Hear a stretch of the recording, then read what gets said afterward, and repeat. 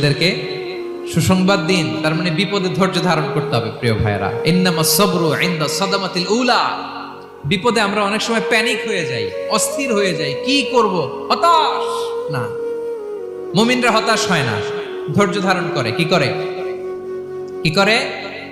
ধৈর্য ধারণ করার শক্তি দাও গো মেহেরবান আমায়, দাও গো মেহেরবান। পড়েন, ধৈর্য ধারণ করার শক্তি দাও গো মেহেরবান আমায়, দাও গো মেহেরবান। সবাই বলুন একসাথে, ধৈর্য ধারণ করার শক্তি দাও গো মেহেরবান আমায়, দাও গো মেহেরবান।